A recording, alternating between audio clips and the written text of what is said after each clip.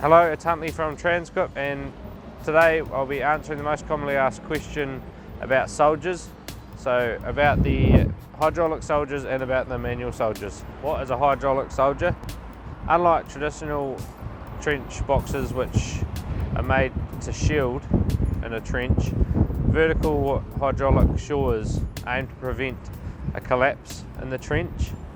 So this is like compression against the side of the walls to stabilise them. So it sort of acts as a positive ground protection where you're protecting the ground from moving. What is a manual soldier? So a manual soldier is the same idea, but it has manual acro struts which move the two side panels in and out. The positive thing about them is they are lighter than the hydraulic, but the negative thing is you can't put so much pressure against the side of the trench to stop the trench from moving. What is the weight of the soldiers? So the weight includes the struts, the pins and the panels, so a complete set.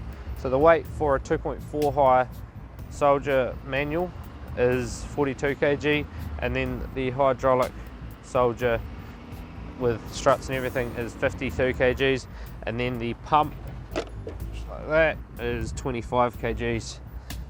And that pump includes 4 gallons of hydraulic fluid and water mix. What's the difference between shoring and shields? So shoring's designed to prevent a collapse, which is by proactively supporting the ground to prevent movement, and shielding is designed to protect workers in the trench by walls collapsing. What's the sizes of the soldiers? So with the hydraulic soldier you can get the 2.4 and the 450 is the most common, and then for the manual there's the 1.8, the 2.4 and the 3 meter soldiers, which are the most common sizes. When would you use soldiers instead of shields? So you'd use soldiers in tighter spots, or when you're working around laterals, or if you've got pipes that are crossing over in the trench, because a shield will not fit between normally because they're too big and they won't fit between all the laterals and the pipes running in the trenches. And also you would use the soldiers if you didn't have a big digger on site, as they're just a lot easier to move around and lighter to use. How many would you use in a trench? So this obviously depends on the ground condition. Obviously the softer the ground, the closer you would have the soldiers.